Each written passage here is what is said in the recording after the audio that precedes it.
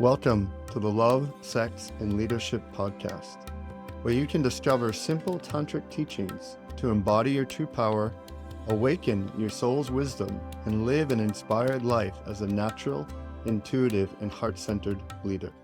As your eyes are closed, just journeying inside into this relationship with self, as well as what is your relationship from the root around safety. I mentioned it yesterday, but a question of, do you really feel safe? And do you feel in your body? Or is your mind constantly taking you away from the sensation and experience that's happening inside?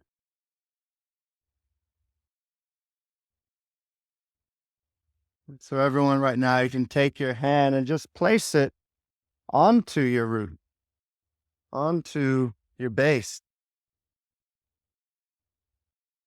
Just to breathe into that space, maybe even touching your base while you're in public brings about feelings inside. That's totally fair enough. But this relationship you have with yourself, with your body, it starts from here. And really, if you look at the ergonomics of the human body, the singularity point that's common amongst all bodies is our base, our anus. And have deep sensitivity, can have a very primal connection to the places of sexuality, money, power, which we'll be journeying with more and more as we move up the chakras. But really, this initial question, do you feel safe in your body?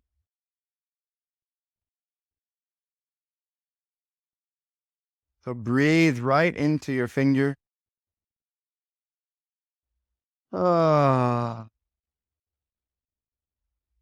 Remove your hand if you want.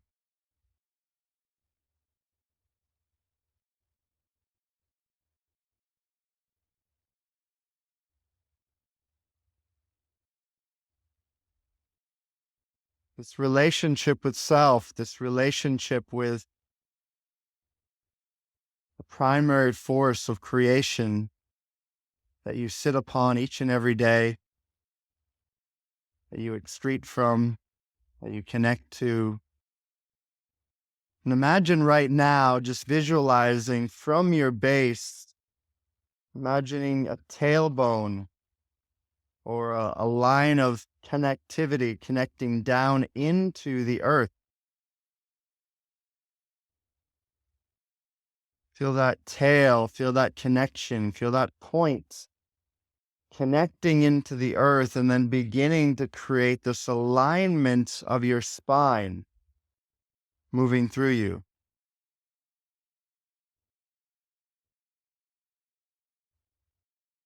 The strength, the rigidity, the clarity that arises in this primal instinctual center, which is one of the first places that develops in a fetus. One of the first places that develops is here at our base. As you may have experienced at different times in your life, maybe some of your core root issues can be around, do I actually feel safe in my body? Do I feel safe to be in the full expression of me without needing to prove that to anyone? Deep breath in, sounding out, opening the eyes when you're ready. And a big part of safety is how present can you be and how much can you stay with whatever experience is happening in your life and whatever the sensations are in your body. So, how can you be with sensation and experience? And this works both with challenging situations as well as it does with pleasure. And we'll be exploring both over the week. But I'd like you to just contemplate for a moment times in your life that bring stress, that bring fear, that bring heartache, where can bring the unknown. How do you respond to those? And just thinking of all the ways from big situations to small situations. What do you do with them? What do you do when you feel that, that knot in the stomach, your heart races a bit? Maybe you feel, deflated. Maybe you feel a bit frozen and your breath becomes shallow.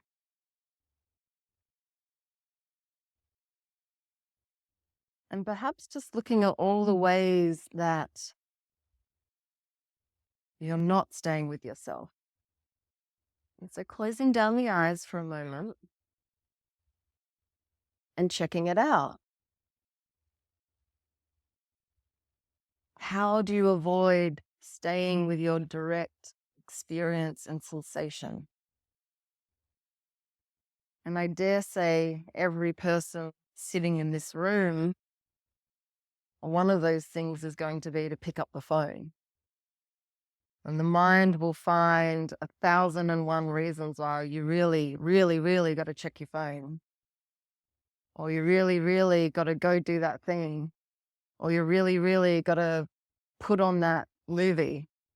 Or you really got to go eat that food. Or light up that joint or have that glass of wine.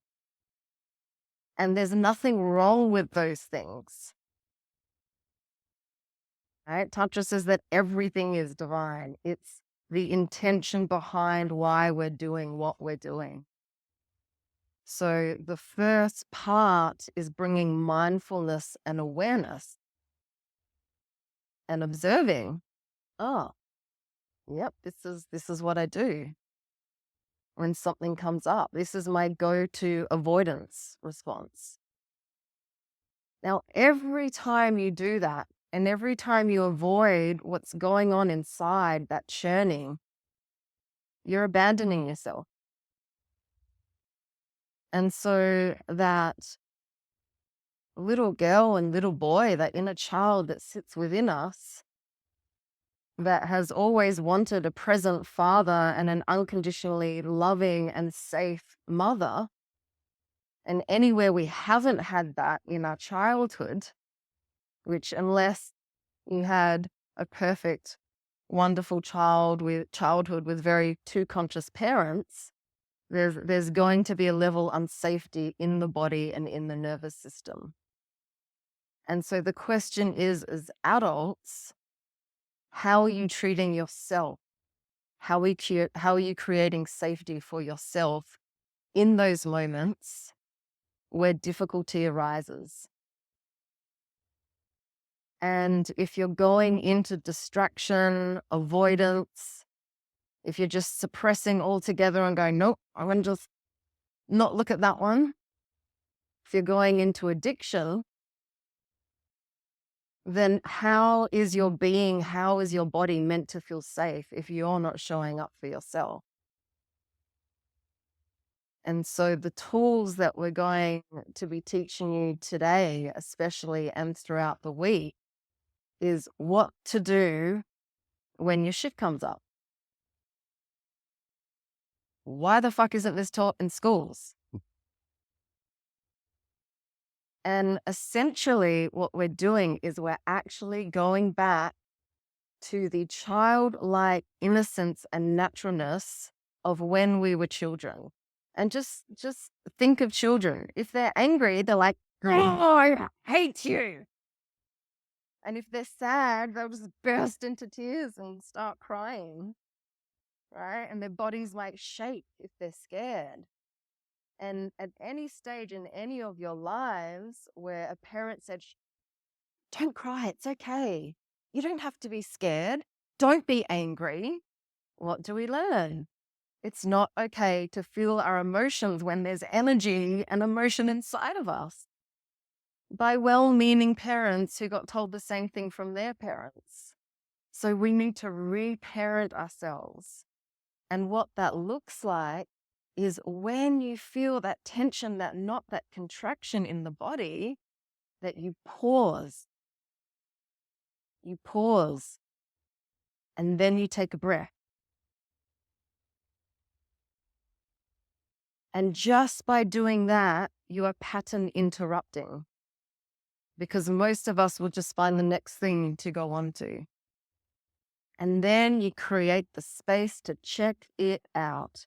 Just like you would if a friend came to you and said, oh, fuck, I'm so sad, or I'm really struggling right now. You're not going to go, oh, let's go to the movie cinema. Do you want to just go have a beer? I mean, maybe some people do that. Or at some stage in our lives, we've done that. But you're going to go, oh, hey, what's wrong? Tell me how you're feeling.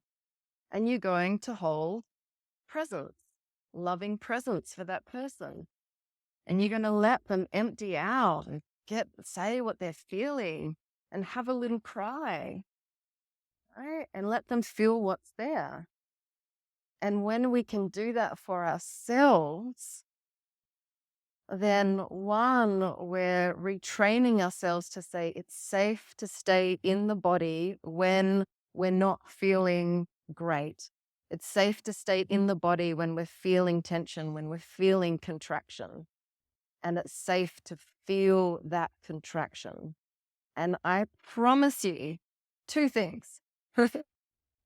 One is every time you go into that strong tension point or contraction or emotionality in the body, there is a death process that is happening.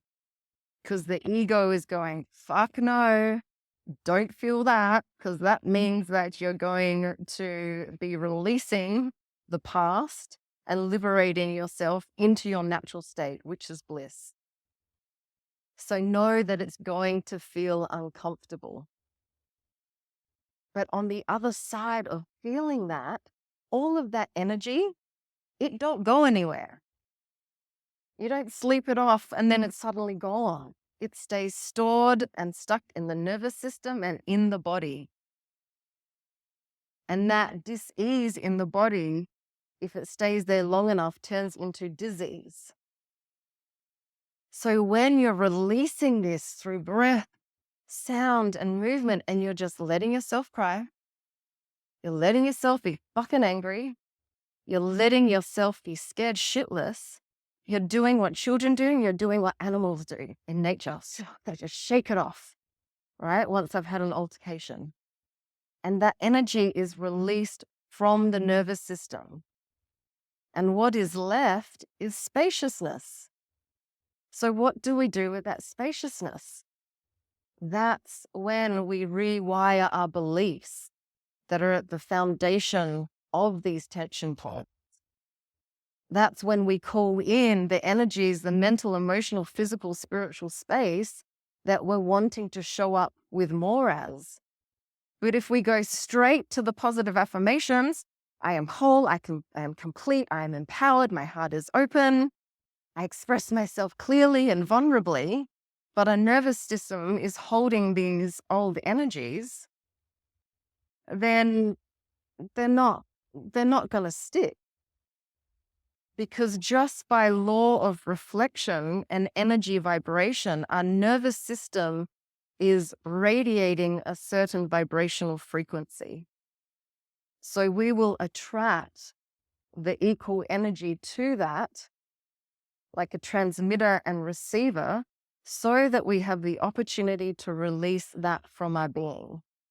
And you may have experienced in your life, like, why does this keep happening to me? Why do I keep attracting that same relationship? Why do I keep attracting the same work dynamic? Why does this keep happening to me? You can change those patterns when those situations come up, you're brave enough to pause, breathe and feel what there is to be felt so that you can release it from the body. And from there, you can call in and bring energies into your being that you're wanting to move into and integrate them at a cellular level. Receive a breath. Ah, I'm going to go into some embodied experiences of that. And those of you that are more, speak more the mind of understanding what happens on a cellular level, as Tara is beautifully sharing, I have here magnets. So if I take positive charge and a positive charge and put it together, what happens? But I heard once in a movie called The Secret, and I'm supposed to just think positively, Aaron. Think positive, think positive, think positive, positive, positive, positive. But if I put positive and positive together, they repel. So what the fuck? Right? So what we're talking about on a cellular level is that to change the frequency of how you relate with the world, you have to change the way in which you related to the world. Now, what that means is if there are things in your past, often having to do with money, sex, and power at your base, and there are frustrations or times where somebody else's yes became more important than your no, and in those moments, you didn't express your no, fuck off, no, don't put your hands off me, all of that, then that's still sitting at your base, literally as a half spin of quantum energy. It's unequilibrated. And what does an unequilibrated charge want to create in its life? It wants to find its opposite. But to find its opposite that's probably looking like hitting your head against the same brick wall 100 times and expecting a different result. Because you keep attracting the same situations over and over and over again. And your mind is like, but I know all these things. I've read all the books. I understand all the concepts. But your body's like, yeah, but you haven't fucking felt me yet. This is the work we're doing here. We're taking the understandings of equanimity, ultimately what they are, and not just positive affirmations to rule the world, but actually embodied equanimous recognitions of the world in which we live in, because in your body, you have cells, and cells are positive charges and negative charges annihilating each other to create matter, to create bone, structure, flow. So inside this body, if there are cells that haven't equilibrated, neutralized the things that they went through, then that's why you still attract the same things over and over and over again, expecting a different result. Because you haven't actually faced the thing that's arising in front of you. And you know the best way to recognize what's arising in front of you? Looking at what's in front of you. Whoa. But I know what a lot of you are going to do this week is then when things are coming up in front of you, you're going to find every reason in the book to not feel what's coming out in front of you because your mind, it doesn't want to do that because it's gotten very used to not feeling. So this is where the rewiring of your entire nervous system exists in a capacity to actually say, can I be with the sensation and experience that's happening present time in front of me? And then by doing that, what the world gives you a lot of is the situations that are reminding you of all the shit you haven't dealt with in your past. How many recognize that? Oh, there's that thing again. Keeps making me feel like I'm 5 years old again. Oh, maybe there's something in that young child, that young, maybe teenager, whatever it may be, that didn't have a chance to express what he needed to say, express what she wanted to say. and to feel the frustration of, don't touch me. I don't want this, Dad. No, Mom, please. All of that. And that's literally energy that's stuck inside your system. And when you neutralize that, when you express it, when you let it move and vibrate through your body, that's truly when you come to an ecstatic state of the transpersonal soul that is actually guiding your whole journey. But you cannot get to that place until you master the human experience. And there's a lot of spiritual teachers that aren't going to tell you that. This is why I love Tantra, because it's saying divinity is inside of everything. Of course, it's connecting me to God that's everywhere and omnipotent and inside of every moment of life.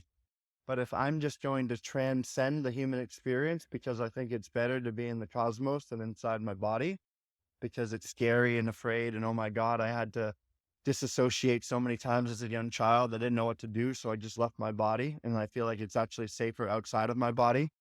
How many of you can relate to that? Yeah. And it takes courage, and that same courage that's brought you into this room is the courage that's going to guide you through this week and ultimately through your whole life, to feel what you need to feel, express what you need to express, and dive into the aliveness that's waiting there on the inside for you. This makes sense? And if you love and cherish relationship and are desiring a beautiful, harmonious relationship with someone, then your ability to do this inner work is imperative.